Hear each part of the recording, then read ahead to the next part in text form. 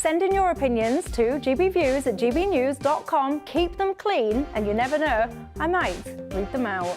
With my panel here on Jubes & Co, we debate, we get stuck into the issues of the day on a show where all views are welcome, especially yours. GB News, the People's Channel, Britain's news channel. Tired of the usual focus-tested, pre-prepared Westminster runaround? Well, so am I. So you want higher taxes? Is your department to blame for this? Are you rethinking this policy? Every Sunday at 9:30, I'll be sitting down with those in power to get the truth about the issues affecting you. Let's be honest, we've known about the cost pressures of this project for years, not months. That's the Camilla Tominey Show, a politics show with personality. On GB News, the People's Channel, Britain's news channel. I think the most exciting bit for me is talking to people. People who I think are ignored often by the major news channels. We're going to give news they want to hear. There's a voice there that needs to be heard. I think there's a chance here for a diversity of opinion to be expressed, which you don't find elsewhere. It's really exciting. We don't hold back. We're free to say how decisions that are taken here affect us all around the country. Only on GB News, the People's Channel, Britain's news channel. Good afternoon, Britain. Good afternoon, Britain. Join us, Tom and Emily, To find out what's happening in the heart of Westminster. and why it matters to you. Weekdays from midday, we bring you the most compelling stories from across the United Kingdom. And from your doorstep to our inbox, That's right, we want to hear from you. GB News. Britain's news channel.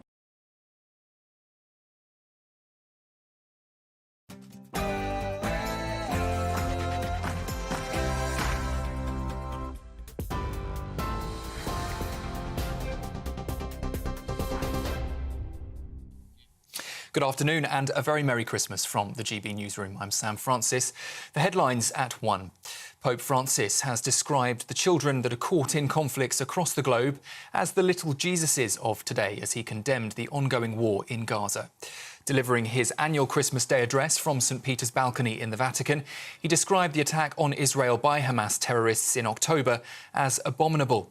But he also said the ongoing strikes on Gaza by Israel were reaping an appalling harvest of innocent people and that the world's weapons trade must be investigated. The 87-year-old pontiff called for an end to all conflicts and defended the rights of refugees around the world. The Pope's message comes after one of the deadliest nights of violence in Gaza, with at least 100 people killed by airstrikes.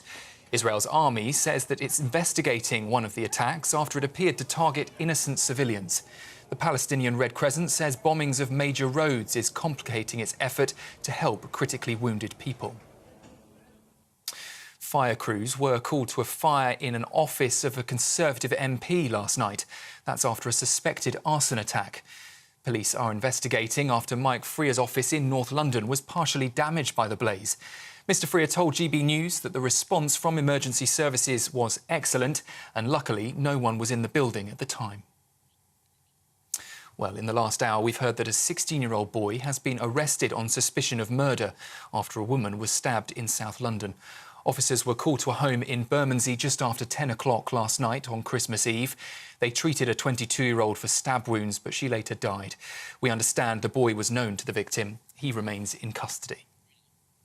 Well, a man is dead and another is in a serious condition. That's after a shooting at a restaurant in Dublin. Police were called to the scene at around 8 o'clock last night. 2 men were found in the restaurant with gunshot wounds. Both were taken to hospital, but one man, aged in his 20s, died from his injuries. Police say they are investigating the shooting and no arrests have been made so far. Well, Ukraine is celebrating Christmas on the 25th of December for the first time. That's in a landmark change to the country's traditions.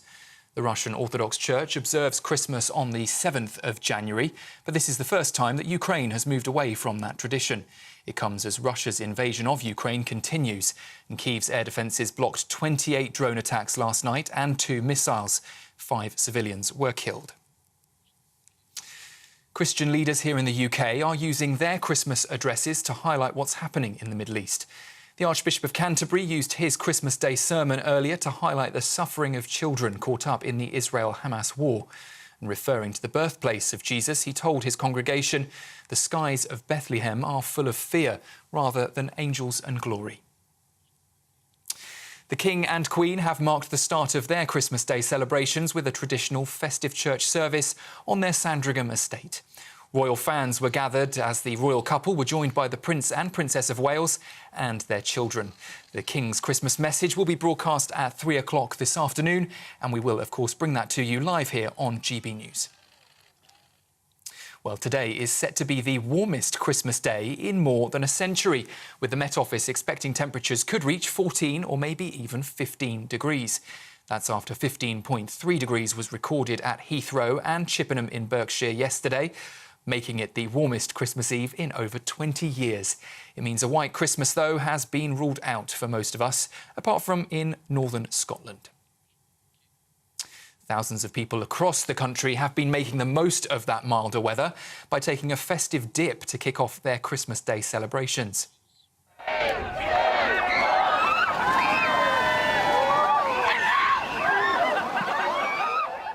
Swimmers in Birmingham there have braved the waters in festive hats and costumes at Sutton Park's Blackroot Pool. And members of the Serpentine Swimming Club took part in the annual Peter Pan Cup in Hyde Park. That race has been held every year since 1864. And Father Christmas has completed his delivery of presents to children all over the world. He arrived here in the UK just after midnight, according to NORAD's official Santa tracker. He's now dropped off nearly 8 billion gifts to children across the globe. GB News understands that he's now commenced his journey back to the North Pole to start preparing for, yes, you guessed it, next Christmas. This is GB News. We're on TV, online, DAB+ radio and, of course, on our website. I'll be back with more news at the top of the hour. Now, though, Nigel Farage reflects on some of his favourite moments of the year in a GB News special.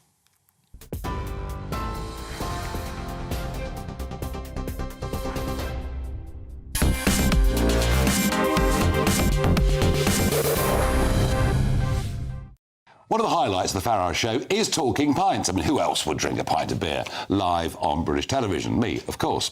But I do it with some very interesting people. They come from the worlds of politics and the arts and sport, people you've never heard of who've achieved amazing things. And the joy of talking pints is you kind of forget you're on telly, because it's like two people together having a pint in the pub or even having a cup of tea together. And my style of interviewing, well, it's not really interviewing, it's genuinely having a conversation, trying to find out what motivates people, what are they all about, what are the things we don't know about them. And it's amazing how frank people have been on Talking Pints. So here are some of the highlights over the course of the last year. Good to see you. And you. Now, I you got here in time, didn't I? Just about. She arrived about a minute ago. But that doesn't matter, she did. That'd have been a huge disappointment if you hadn't, I can promise you. Oh. Now, you sort of arrive in our lives as Jordan in the middle, late 1990s, and suddenly there you are, and everyone's talking about you. Yeah. And that's over 25 years ago.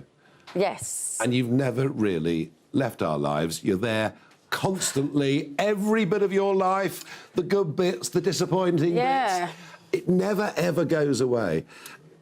What's it like being that famous? Can you live an ordinary life at all? Well, I don't think I am famous. I don't know any different. Yeah, but I really don't know any different. When I go home, I just do normal things with my friends. None of my friends are famous. It's like, when you get to know me, people don't understand how I'm, like, out there all the time in the papers, yet I'm just at home normal in my pyjamas, drinking tea and just being normal. But when you're out and about, you know, you go shopping or you go places, people recognise you, they want selfies or whatever else there are, I don't know. Yeah, but they used to. It's more like the kids now, especially Harvey. He's so popular, Harvey. Yeah, we're going to... Yeah, no. And we're Sorry, I'm rushing for your questions. No, don't worry about it. But I mean, you know, and you've done a lot, haven't you? You know, I'm a Celebrity, Big Brother, absolutely... I mean, there's almost nothing. You know, you are... Well, you're the queen of glam, really, aren't you? Well, the thing that's a shame, there was a programme on the other day which I had absolutely nothing to do with it, called The Rise and Fall of Me.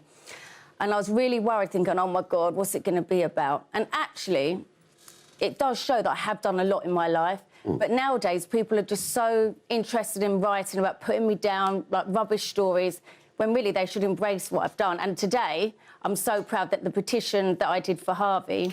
Well, this is... amazing. Yeah, can I ask you something about it? So now, because I don't know how it goes. It's something to do with the bills. It was in the House of Commons, and now it goes to the House of Lords. What does that mean? Let's just get the story right. So Harvey, your son, yes, was born with some really tough disabilities. He's got SOD, which is septic optic dysplasia. And basically, it's part of the front line of the brain, the pituitary gland. It's abnormal. So that's why he's blind. He's got ADHD, opposite deficit disorder, Prader-Willis. And the list goes on. Tic disorder, obesity. Yeah. Well, you fought really hard for him. But the thing that surprised me was why a kid like that would be the subject of online abuse. I mean, it seems pretty sick, doesn't it?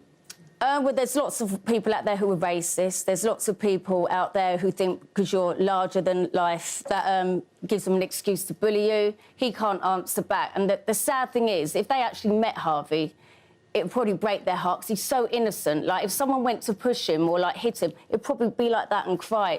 I hate it.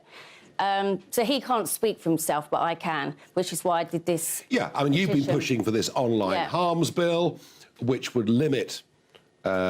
stop and get people prosecuted who were... The trouble is, so a piece of legislation goes through the House of Commons, it has to go through the House of Lords, it takes time. The difficulty with it is where you draw the line between comment... But this is the thing. Yeah. First of all, whether you love me or hate me, I think this is one of the best things I've ever done in my career. Yeah. It's got about, 695,000 signatures. Yep. So it just goes to show there's lots of support out there. And I'm not doing it for myself, I'm doing it to help other people. So I am actually proud of myself for that. Good. Well, thank you.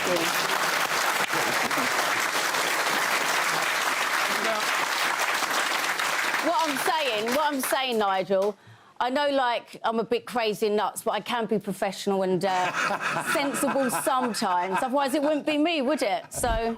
We went to Bolton to do a Farage at large there, and of course the really big local hero of modern times is Amir Khan, double world boxing champion. And Amir talked about what it's like from being a normal teenager, going into training, wanting to be a champion boxer, the ups and downs of a boxing life, and suddenly how it is to live with superstardom. So I used to train just up the road from here, Halliwell Boxing Club. So you know where the Halliwell Club is? You know where the weightlifting gym is? Right there. And it was an underground gym. It used to be freezing cold. Oh my God, when we went in there, it used to be freezing cold. You had to literally train hard to keep warm. You know what I mean? Otherwise, it'd be... A bit like today in Bolton. Steam's coming off, in Bolton, Steam's coming off the mirrors and you see the steam rising above the ring. But look... But you stuck with it. I stuck with it because... A lot of kids must drop out of this. So all my friends who joined in boxing with me at the same time, 95% of them left, never boxed again, never wanted to go back to the gym because they were being pushed, they had to listen to the trainer. If you didn't listen to the trainer, you get kicked out. So the training is very strict, but at the same time, you have to listen to the trainer because he's a big boss. But you were also incredibly young. I mean, no one knew who you were. And there you go, off to the Athens Olympics in 2004. You're 17 years old. A lot of people say he's way too young to be doing this. But you go through, you win a silver medal. And suddenly we see your dad wearing a Union Jack waistcoat and your uncle wrapped in a flag, and there you are, age 17, winning a silver medal. And you come back to Bolton, and there's open-top double-deckers, and you're suddenly, overnight, you're a celebrity. Yeah, I mean, I call myself a famous boxer, really, not a celebrity, you know what I mean? That's different for a boxer. Well, I know, I think you actually achieved who remembers that back in 2004, the big boss? And it was crazy, honestly. Do you remember that as well? You know, I couldn't believe when I come back, I was walking down the same streets what I normally walk down on. I was already an amateur world champion, amateur European champion, but no one knew me. But after the Olympics, and that's how big of a tournament the Olympics is, everyone knew who Amir Khan was. And it was crazy, I had to like pinch myself. Then, you know, I had never done an autograph, so I thought, just that cool, I'll sign my name as fast as I can. Honestly, and that's all it was. And I get people now showing me the old autographs and say, oh, this is what you signed for me in 2004 when you come back from which is nice. it's nice, but then of course I didn't do that. I mean, it looked like mine. So that's what I scribbled. That's as an amateur. It's then time to turn professional and to really go for it in a big, big way. Yeah. And again, doesn't really take you very long to become a world champion, does it? No, I'm the third youngest in the world. In Britain to become a world champion. What we'll do? Let's just share that moment when you were first made world champion. That'd be amazing. We'll put it up on the screen. Yeah. Judges Ove Ovesen and Jean-Francois Topin scored about 118 to 111. All three in favor of the winner, the new WBA light welterweight champion of the world, Amir Khan. Unanimous and wide, glittering like his gold outfit. Amazing. I mean, come on. Just how cool a moment was that? One of the best moments of my life, because, you know, everyone's dream is, as a professional boxer, you want to become a world champion. Yep. And obviously that was the day when I ticked that box and become that world champion. I remember that was at the Manchester Arena. And what a venue it was a full sellout. And mind you, that was probably 2 fights after, that win was 2 fights after I got my first defeat, when everyone was writing me off saying that he's never going to become a world champion, but just got beat. But look, God was on my side, and I think... well, you changed weights a couple of times, and obviously in boxing. I always went up and down, because those bands are quite tight, aren't they? Oh, yeah, they're really tight. So normally what they said to you, that if you're making lightweight, for example, you're making 9 stone 9, if you're a pound over, there's big penalties. Or they might even call the fight off, and then that costs you the whole show. So we had to make sure that whenever we're making weight, and that used to be a one fight. Making weight is very, very hard. Putting a sweatsuits on. It's like being a jockey, isn't it? You won't believe this, but just right outside here, I used to run these streets. Like when I go for a jog at night time, I used to go really late at night time. But I went one afternoon one time. I was getting stopped all the time in the cars, so I wasn't really stop and starting, and taking pictures. But at night time, I used to go quite regularly, and I used to go past here all the way to the top. So you won 2 world titles. Yeah. You won all sorts of other medals in all sorts of different disciplines, both as an amateur and as a professional. Yeah. And you kept on boxing for years and years and years. You are now really retired, are you? Yeah, I am. Yeah, I am. I mean, when you I love boxing, don't get me wrong, but my last couple of fights, I could see the love wasn't there the same. I didn't want to really push the body as much. All my life, I've been training so hard. I just couldn't do it no more. I mean, I was getting more aches and pains. Like, just before my last fight, I ripped my rotator cuff. I ripped one of the tendons. And I thought to myself, what's going on here? This is, the body can't take that much punishment. So I had to call it a day. I mean, I do miss the sport. I wish I still had it in me to do more fights and to entertain more people. But, sometimes your body, you need to stop.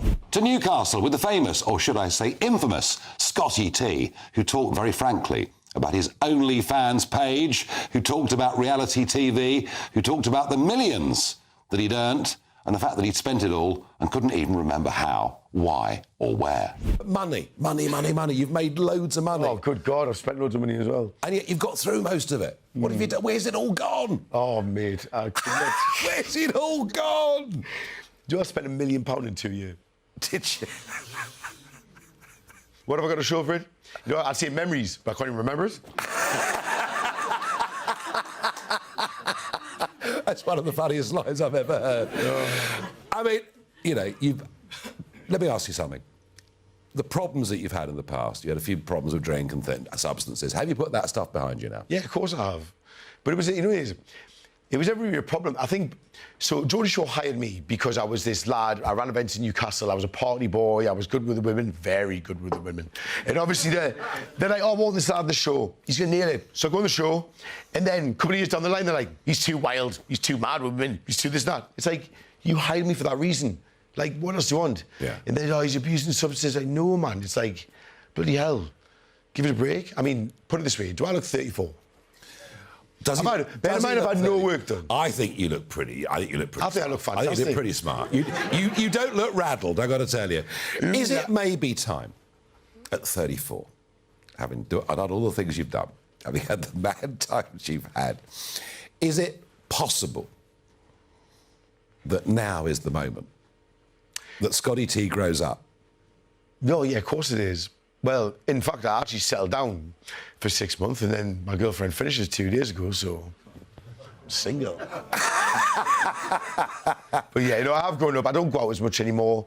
I'm very, like, one-track minded with, like, work and stuff like that. And obviously I'm doing a lot of television, a lot of other things, maybe a little bit of OnlyFans. All right, maybe a bit of OnlyFans. I mean, and if somebody come up to you, young lad, young girl, came up to you and said, "There's a new reality TV show. Is it a good thing to do?" What would you say? I'll say, unless it's got me on it, probably not. Right. I tell you what, the one thing, Scotty T, you are not lacking in is confidence in any way at all. You believe in yourself. You've had, I mean, to be honest, you've had an amazing level of success. You've had your ups and downs. Oh, it's only going to go back up as well. You don't look... Don't worry. And confidence and self-belief. What about positivity, mate? You know what I mean? If you think bad things are going to happen, they're going to happen. You know what I mean? I get it from all angles, but I don't care what anyone else says. I just do me. You know what I mean? I mean, as long as I'm happy, and I make my mum happy, and my family happy, and my friends, I'll just keep doing it. Time is ticking on your chance to become the very first winner of the Great British Giveaway and grab cash, tech and a ton of treats. There's a stunning £10,000 in tax-free cash. What would you spend that on? We'll also give you a tech update with the very latest iPhone 15 Pro Max. And finally, we'll treat you to a shopping spree with £500 in vouchers to spend at the store of your choice. For another chance to win the iPhone, the vouchers and £10,000 cash, text GBWIN to 84902. Text costs £2 plus one standard network rate message. Or post your name and number to GB01, PO Box 8690, Derby DE1 9TT. UK only. Entrance must be 18 or over. Lines close at 5 p.m. on Friday the 5th of January. Full terms and privacy notice at gbnews.com/win. Good luck.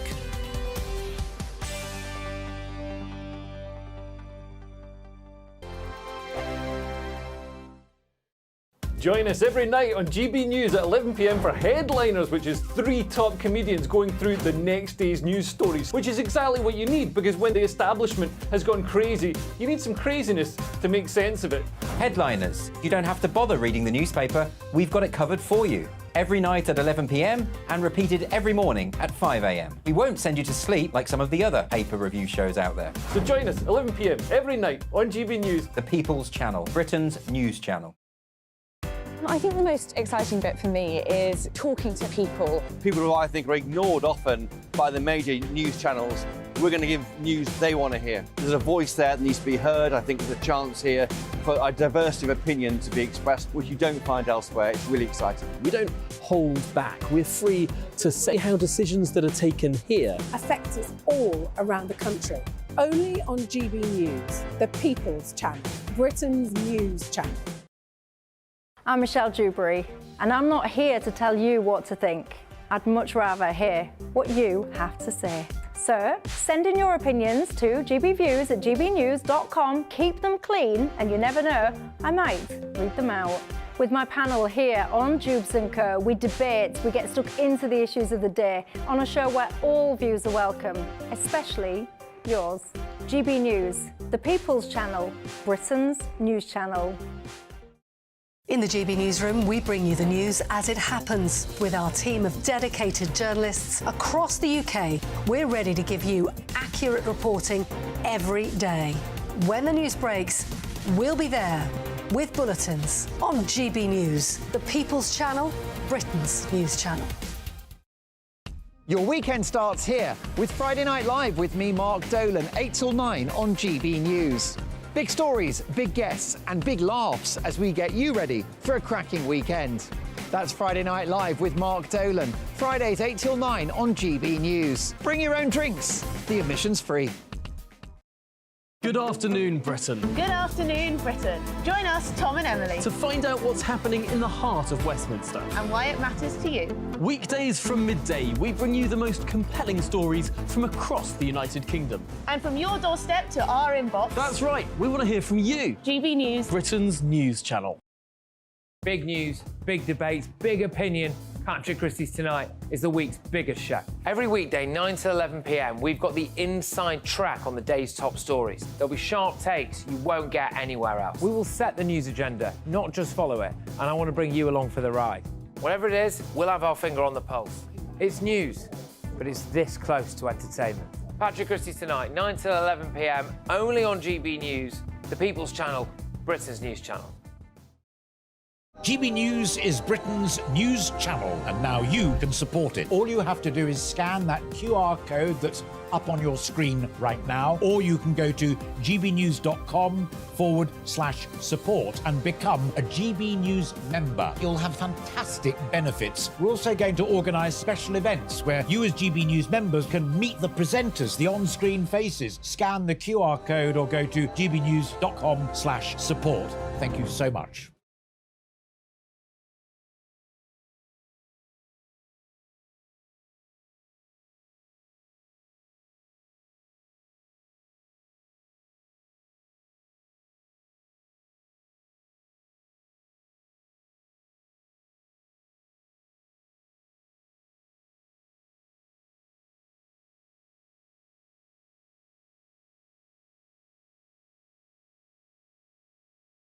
Hello, thank you for being a big part of GB News. We'd like to wish you and your loved ones a Christmas season full of comfort and joy, as well as a peaceful and prosperous new year. From our family to yours. We are proud to be your channel. Merry Christmas. Happy Christmas. Merry Christmas. Happy Christmas. Merry Christmas. Merry Christmas. Merry Christmas. Here on GB News, the People's Channel. Merry Christmas.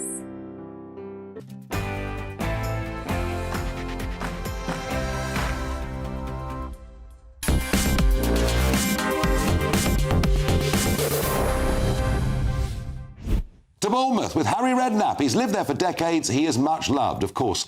Originally from the East End, he was playing for West Ham with so many of those famous stars of the 1966 World Cup winning England team. He talked about the ups and downs of his life in sport and why he loves living on sandbanks. Tell you what, I wouldn't mind a property there. I finished down here, Nigel, you think, what am I going to do with my life? And I was going to buy a Bournemouth taxi. That was what I was looking for. Were you really? I was. Listen, we finished the game with no money. We didn't make any money playing. Because you came here and played. I came here and played under John Bond. And, over, 100 games you played for? Yeah, I came here and then went out to America and played. Came back in the States. You think, what am I going to do now? I'm coming to the end. Couldn't get the money, tried to borrow the money from the bank. They were £14,000 in them days to buy a taxi, a Bournemouth taxi plate. But couldn't get the money from the bank or anybody, so didn't do that, and then suddenly an opportunity comes along. Bobby came back from America, Bobby Moore, and he went to Oxford City. And he always said to me, if ever I get a job, Harry, I'd love you to come with me and work with me as my coach. I'd done some coaching out in America when we were playing together. So that was my first step into it, really. And I came back to Bournemouth and stayed here as manager for over 9 years, nearly 10 years, and loved it. I had a great time here. This was a fantastic club for me to manage, It didn't start so well, did it, with your first... No, my first game, Lincoln away. I took over. David Webber just left the club and they didn't have a manager. I was like, they asked me to be caretaker manager, and I took over on the Saturday, Lincoln away, and we got beat 9-0. So I thought that's the one and only game. Every game in England was called off that day. The pitches were frozen solid. We couldn't afford... We had long nylon studs, and we were playing on a floor like that, and they had the little pimpled boots on. We were 9-0 down with about 25 minutes to go. I thought, this is going to be 16. I'd have took 9 and gone home, But, yeah, so that was the start. But, probably, I don't know how many games after that, 14, 1,500 or whatever I did after. So I managed to survive. Yeah, but a huge career, actually, as a player and manager long time, here in Bournemouth. And now, where you choose to live? Yeah, I would never moved away. Wherever I managed, we lived here. This was home for us, I came here, we had a club, the club in them days had club houses, and it was £4 a week rent. And we had a little place, at Purewell, near Muddyford, Purewell, Christchurch. And that was our first house here. The boys grew up here. My youngest son, Jamie, was born in Barton-on-Sea. And so, yeah, this was home. We love it. I mean, we'd never, ever thought about moving away. It's a special place. And now a lot of people love it. Sandbanks, some of the most expensive. That took off, didn't it? I did that programme about sandbanks. I got the neighbours all started slaughtering me because suddenly we got overrun. They said, it's your fault, that programme. Nobody had ever seen it before. I said, you're not moaning how your house prices have gone up, so you can't have it always. I think on balance they were probably right, though, weren't they? Yeah, oh, it did. It suddenly, the amount of people I saw, we'd never seen it before. We saw it on the TV. You know, they'd all flooded down here after lockdown was over. So, yeah, it got very busy. It is a great place to live. But obviously, you know, to go from being a player to being a manager, yeah, there's an awful lot of players who think they can become managers afterwards, and frankly, most don't make it, do they? No. I mean, it's normally quite a short. You know, to have as many years as I did, I was very lucky. You know, but yeah, and I managed some great clubs. So I say this was my first club, 10 years nearly, just under 10 years here managing Bournemouth, and people forget now Bournemouth are in the Premier League. People, they don't realise where the club has been for the last 100 and odd years. I mean, I was in the 4th Division when I arrived here managing, and then we went to Division 3. Got into the Championship. I thought no one will ever do that again. It was a miracle seeing Bournemouth first time in 100 and odd years getting in the Championship. Yeah. And then Eddie came along, Eddie Howe, and took them into the Premier, and he, you know, slaughtered what I'd done really. Well, and, I think they still love you here for what you did. Yeah, but no, it was great. So they were great. Great times, you know. But people, I mean, you know, there's 2,500 people coming through the gates back in them days, Nigel, you know. Now you can't get a ticket here for love or money. Yeah, no, it's amazing. It only holds 11,500 people, but obviously every week is sold out. You've had an amazing football career. Now, I noticed that Spurs, where you started off playing football, now they're looking for a manager at the moment. And it is interesting, isn't it? We got Neil Warner, we got Roy Hodgson looking after my team Palace. Yeah. You're about exactly the same. Yeah, you're the same age as these people. So, could we see Harry Redknapp going back to Spurs as manager? I doubt it. I don't think Daniel would, you know, they're talking about Pochettino, but it looks like he's not going to get it. Exactly. I think once they let you go, they realise, I think they're, you know, they wouldn't be seen to asking you to go back. I think they'd be in a bit. It's a different question. Would you like the job back? Of course I would take it. I'd go anyway. I love it. Redknapp wants to go back to Spurs. There we are. Anyway, I'd go anywhere. Listen, it ain't the money. It's the buzz. I love it. It's just... you know, that winning on a Saturday is a fantastic. And what's the skill you need? You got those young, fit, motivated young guys. What's the great skill a manager needs? Well, the first thing is sign good players. If you've got good players, it's an easy job. When you've got good pros in that dressing room, good players, good professionals who want to do well, want to play, you know, want to play for the club, it's not that difficult. Getting the best out of them, massaging their egos, keeping them happy. It's, you know, telling them how good they are rather than how useless they are. Keep encouraging them.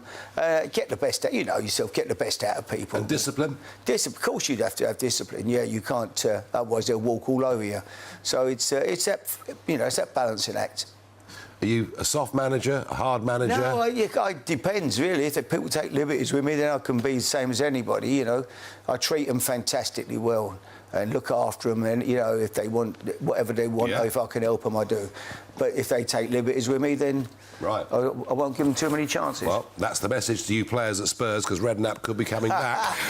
Harry, outside of football, like all of us, you've had some fantastic successes in life.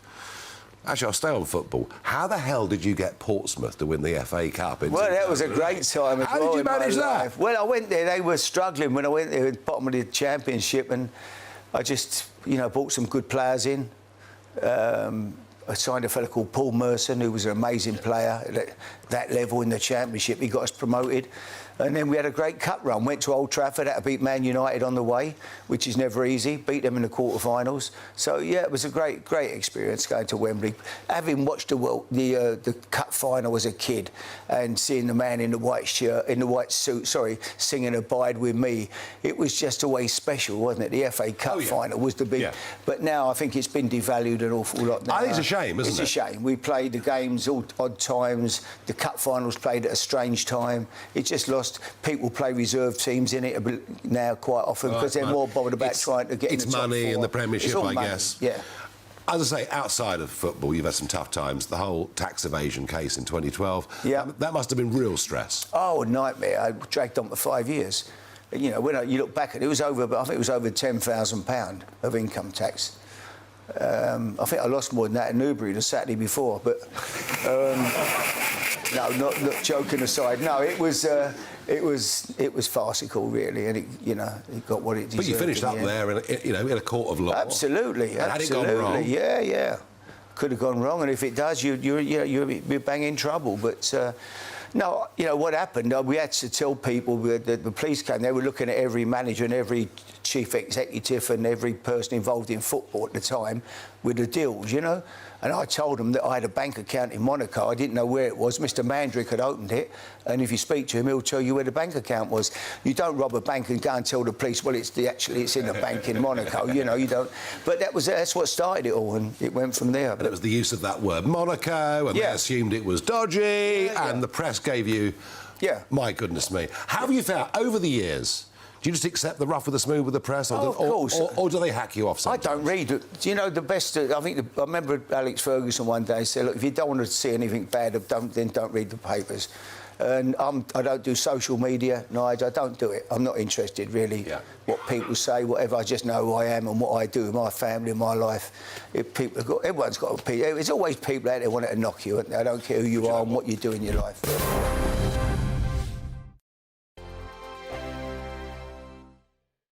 Wake up to the headlines with Headliners every morning at 5 a.m. We treat you to the day's biggest stories before anyone else, 7 days a week. You can catch up on everything you need to know before you've even had your kippers. Headliners every morning at 5 a.m. only on GB News, the People's Channel, Britain's news channel.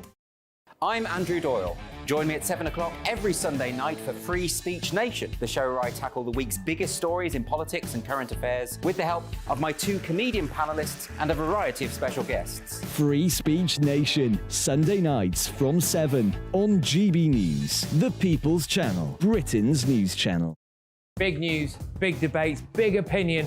Patrick Christie's Tonight is the week's biggest show. Every weekday, 9 to 11 p.m, we've got the inside track on the day's top stories. There'll be sharp takes you won't get anywhere else. We will set the news agenda, not just follow it, and I want to bring you along for the ride. Whatever it is, we'll have our finger on the pulse. It's news, but it's this close to entertainment. Patrick Christie's Tonight, 9 to 11 p.m, only on GB News, the People's Channel, Britain's news channel. Now then, Lee Anderson here. Join me on GB News on my show, The Real World, every Friday at 7 p.m. I'm not eating bloody cat. Are you Delicious. mental? Open your mouth. OK, here comes a train. Reminds me of the scene in Singing in the Rain. Adam, is that a good one? Whoa! Join me at 7 on GB News, Britain's news channel. What you get for breakfast is something that, if we do our jobs right, you will wake up to news that you didn't know the night before. It's a conversation. It's not just me and Eamon. We want to get to know you, and we want you to get to know us. From 6, it's Breakfast with Eamon and Isabel. Monday to Thursdays on GB News, Britain's news channel.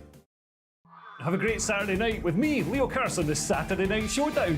It's a crazy world out there, so come and make fun of it with me, my panel of comedians, and a couple of people who actually know what they're talking about.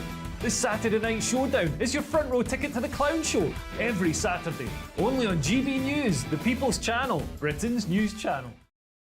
Good afternoon, Britain. Good afternoon, Britain. Join us, Tom and Emily, To find out what's happening in the heart of Westminster. and why it matters to you. Weekdays from midday, we bring you the most compelling stories from across the United Kingdom. And from your doorstep to our inbox. That's right, we want to hear from you. GB News, Britain's news channel. GB News, unlike other broadcasters, isn't obsessed with the London-Westminster bubble. We think there's a nation beyond the M25, and that's why we talk about the issues that matter across the land. Join me on State of the Nation, 8 to 9 o'clock, Monday to Thursday, on GB News. Daisy's listening, and you should too. Every Sunday from 11, join Michael Portillo. There'll be topical discussion, looking at the week before and the week to come. So kick back and relax at 11 a.m. on Sundays on GB News with me, Michael Portillo. GB News, the People's Channel, Britain's news channel. When the news happens, it happens here. And really important breaking news. Breaking news this morning. On TV, radio and online, the news starts here on Britain's newsroom. All the biggest stories and the answers that you need from across the UK and beyond. Join Britain's newsroom from 9:30 on GB News. The People's Channel, Britain's news channel.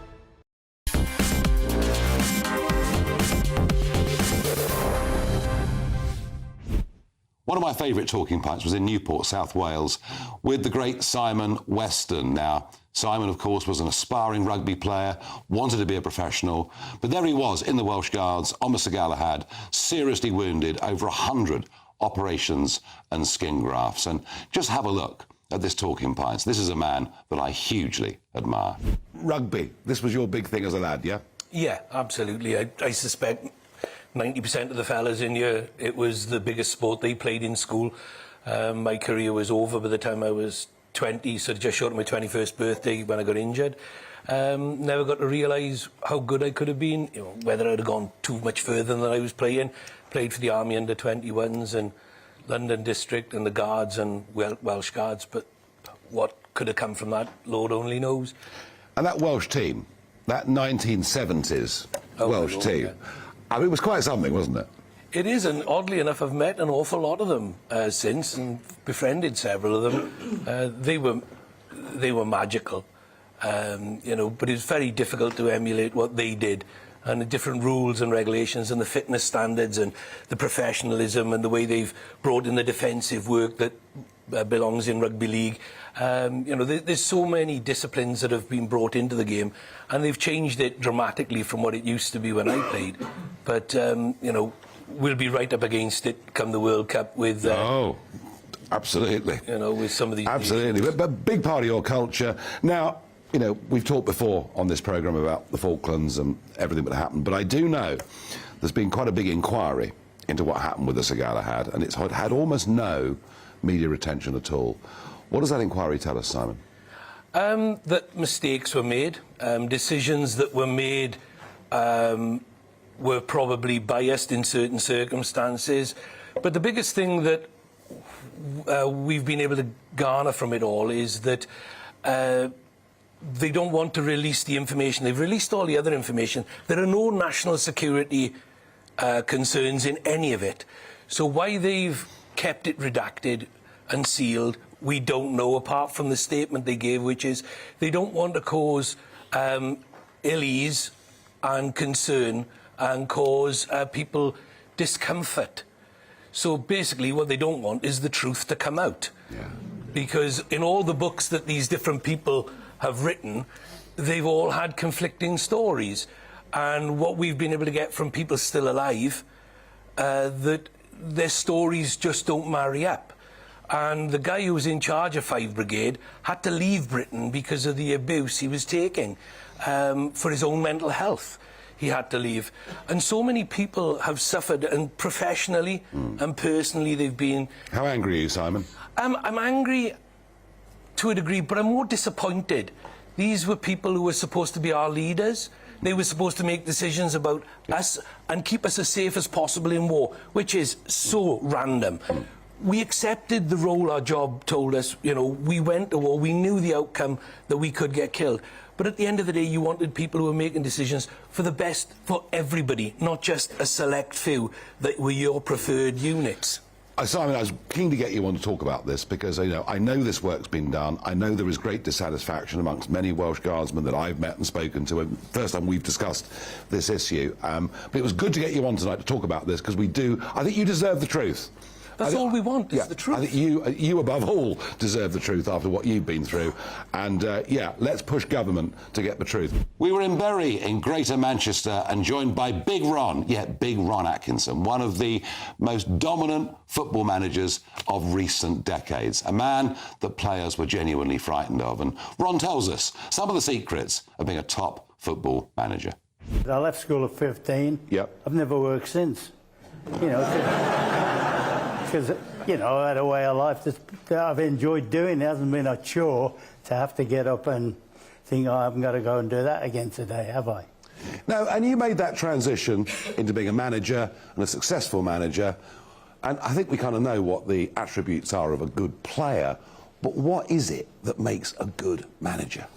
I think basically you've got to have the ability to deal with people. I had 2 basic principles. One was I would always treat players the way I wanted to be treated as a player. That doesn't mean to say you've got to curry favour with them. Sometimes you've got to tell them harsh facts. And B, no player could ever play badly for me providing he was attempting to do the job. He may not have always played well, Yeah. but if he was, for argument's sake, say he was a striker and he was missing chances, providing he was still going in there to have a go for them, you'd put up with it.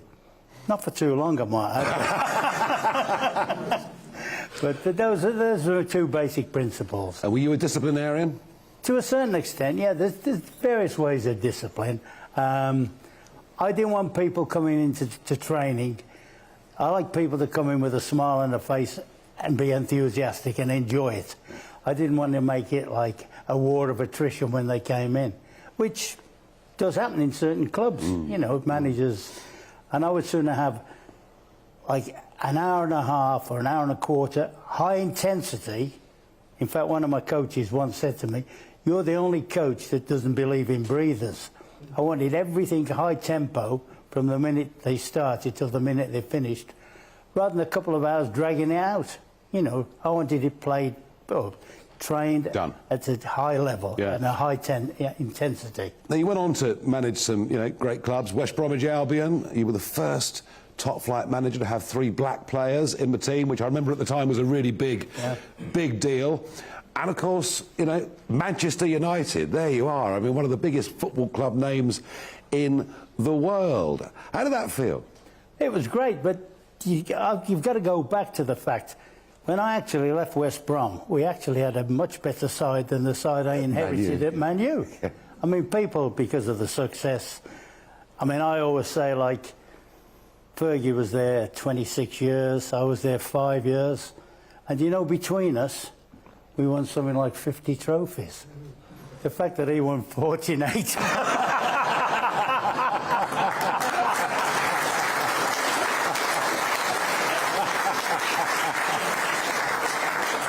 But you do yourself down, because you did have FA Cup glory with Manchester United. You did finish high up in the league. I mean, you didn't have a bad run there, did you? Well, when I went there, I mean, I think from the year where they won the European Cup in '68, and I think they'd only qualified for Europe about 3 times in that period.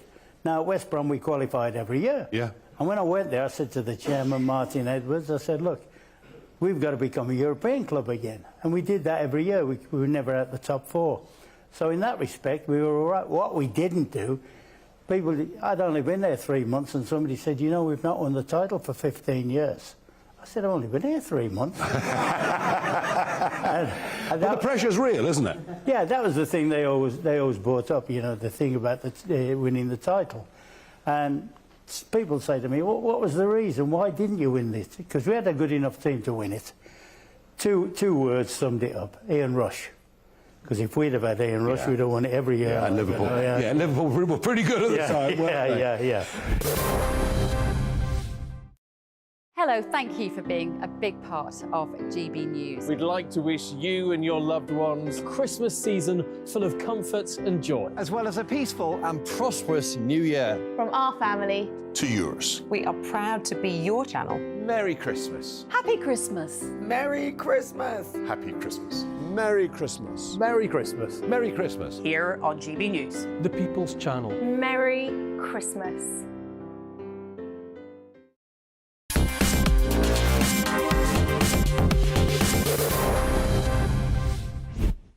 To Whittam in northern Essex with the local MP Priti Patel. And what a story about how her parents came after Idi Amin threatened to literally kill the Asians living in Uganda, how they set up their own businesses, made a success of their lives, and Priti, of course, rising to some of the most senior cabinet posts in the land, her ups and downs in politics, but also her love for her constituency. Welcome back, I should say. There was a migrant hotel here, wasn't there? There was. In the Home Secretary's constituency. 3 years ago. And I turned up and I probably helped you in a way. And everything changed after that. Well, there we are. There we are. Priti, I first heard of you in late 1996, early 97. I was told about this young woman who was working with Jimmy Goldsmith in the referendum party's office. I mean, so there's always been a bit of political rebellion in you, hasn't there? Well, that's one way of putting it, but that also tells me I've been sort of doing the anti-EU campaign probably as long as you have as well, right? Not that long, no. Nearly. That is true, Yeah. that is true. I mean, I've got a personal story in terms of my own background, politically, how I got involved in politics, party politics, but also my views on Europe and obviously why I then went on to campaign for Brexit.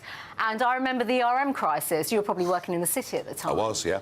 And I just remember the devastating impact that had on people, jobs, livelihoods, people lost their homes. Interest rates going through the rates roof. went double-digit interest rates, right? 15% interest rates. Yeah. And people know my mum and dad were shopkeepers, and I saw the devastating impact that had on all of us, basically, our family, lives.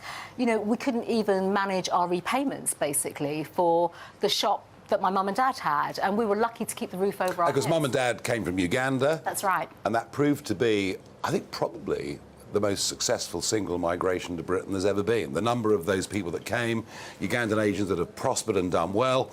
But of course your dad, Sushil, even more Eurosceptic than Pretty. Pretty's dad was a member of UKIP. I mean, He really did. So, and that's when he thought politics was really easy, and then he saw what it was really like from my perspective. No, I mean, I know you worked in corporate affairs. You did a whole host of things after university. But was it always going to be politics for Priti Patel? No, definitely not. So I've been a member of the Tory party for a long, long time. And, of course, you know, I never tire of saying my political hero is Margaret Thatcher. You know, she liberated our country in the sense of the 1980s. Threw off the shackles of 1970s Britain and what Labour did to our country and all of that. You know, and she was very much the person, and we were the party back then of entrepreneurs, SMEs, you know, the party, property owning democracy, all the things that low taxes, controlling all borders. You name it, absolutely. Wow. Exactly. So that was the Conservative Party. But that's why I got involved with the party. So what's happened to it? So, Nigel, that's why I got involved with the party. But I've always been a backroom person, and I never, ever actually wanted to be a member of Parliament. I mean, you know, my parents' background, very business-orientated, etc. A general election is coming. You know, it'll be next October or whenever it is. Can the government sort the banks out and make this thing fairer? Well, look, first of all, I think we need to thank you for everything you've done as well in terms of lifting the lid off the whole debanking, the banks and all this kind of stuff. There's no doubt about that. I should say something else as well before I come on to the bank. I just want to thank you as well, actually, for, you know, the way in which you've just driven the political agenda on this issue. But even last time at the general election, you had candidates and you stood them down, which enabled us to get that majority. I know. But you've asked. I know. I know. Well, I was coming to that.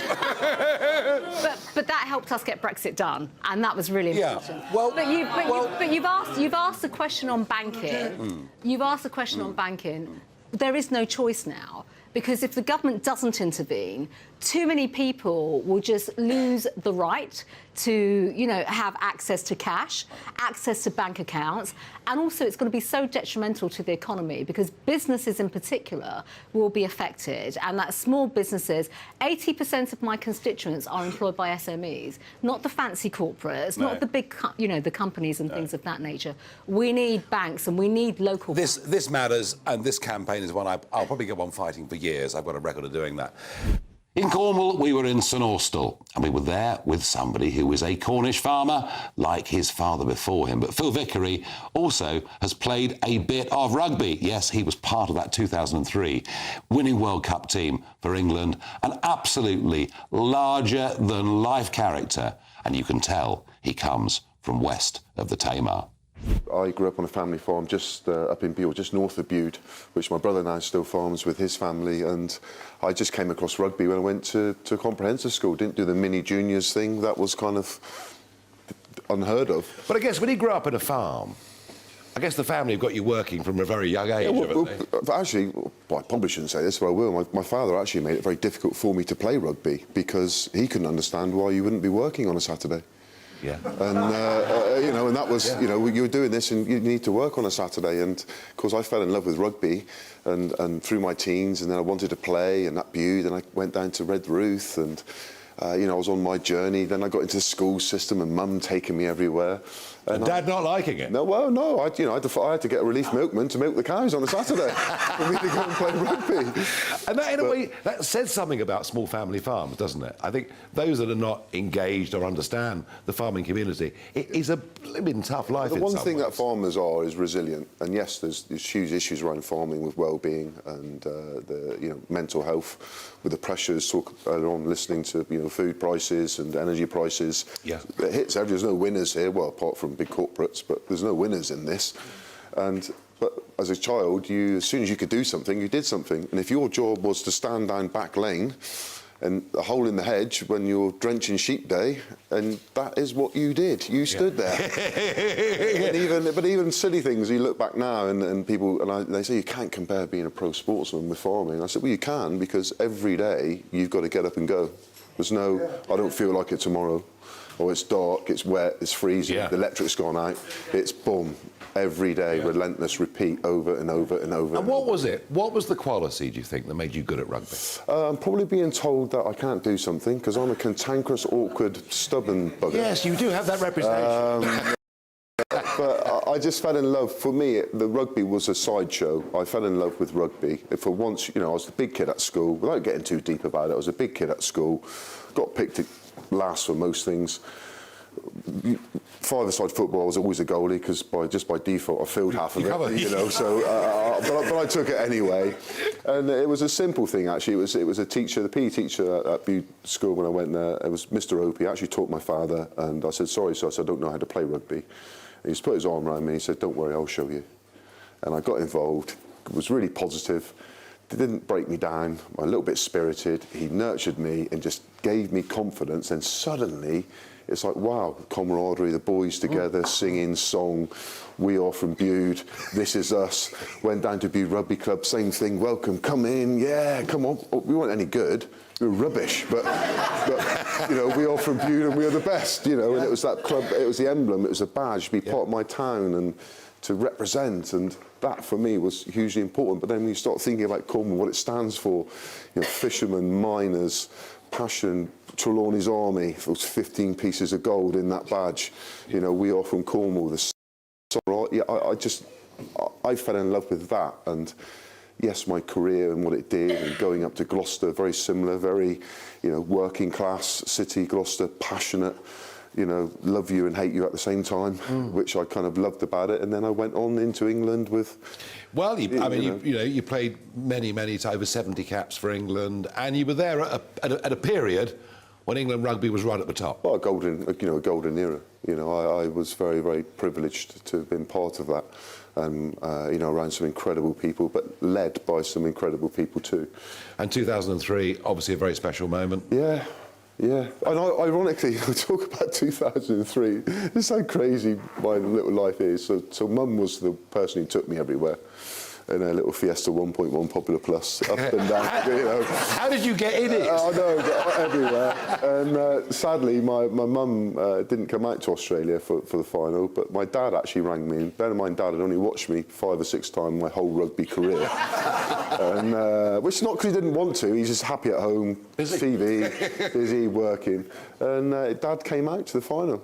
And he flew out. But at the time, you couldn't get tickets or the flights and the planes were all booked up, and he came out. Your weekend starts here with Friday Night Live with me, Mark Dolan, 8 till 9 on GB News. Big stories, big guests, and big laughs as we get you ready for a cracking weekend. That's Friday Night Live with Mark Dolan. Fridays 8 till 9 on GB News. Bring your own drinks. The admission's free. In the GB Newsroom, we bring you the news as it happens. With our team of dedicated journalists across the UK, we're ready to give you accurate reporting every day. When the news breaks, we'll be there with bulletins on GB News, the People's Channel, Britain's news channel. Big news, big debates, big opinion. Patrick Christie's Tonight is the week's biggest show. Every weekday, 9 to 11 p.m, we've got the inside track on the day's top stories. There'll be sharp takes you won't get anywhere else. We will set the news agenda, not just follow it, and I want to bring you along for the ride. Whatever it is, we'll have our finger on the pulse. It's news, but it's this close to entertainment. Patrick Christie's Tonight, 9 to 11 p.m, only on GB News, the People's Channel, Britain's news channel. Join us every night on GB News at 11 p.m. for Headliners, which is 3 top comedians going through the next day's news stories, which is exactly what you need, because when the establishment has gone crazy, you need some craziness to make sense of it. Headliners. You don't have to bother reading the newspaper. We've got it covered for you. Every night at 11 p.m. and repeated every morning at 5 a.m. We won't send you to sleep like some of the other paper review shows out there. So join us 11 p.m. every night on GB News. The People's Channel, Britain's news channel. I'm Michelle Dewberry, and I'm not here to tell you what to think. I'd much rather hear what you have to say. So, send in your opinions to gbviews@gbnews.com. Keep them clean, and you never know, I might read them out. With my panel here on Jubes & Co, we debate, we get stuck into the issues of the day on a show where all views are welcome, especially yours. GB News, the People's Channel, Britain's news channel. Tired of the usual focus-tested, pre-prepared Westminster runaround? Well, so am I. So you want higher taxes? Is your department to blame for this? Are you rethinking this policy? Every Sunday at 9:30, I'll be sitting down with those in power to get the truth about the issues affecting you. Let's be honest, we've known about the cost pressures of this project for years, not months. That's the Camilla Tominey Show, a politics show with personality. On GB News, the People's Channel, Britain's news channel. I think the most exciting bit for me is talking to people. People who I think are ignored often by the major news channels.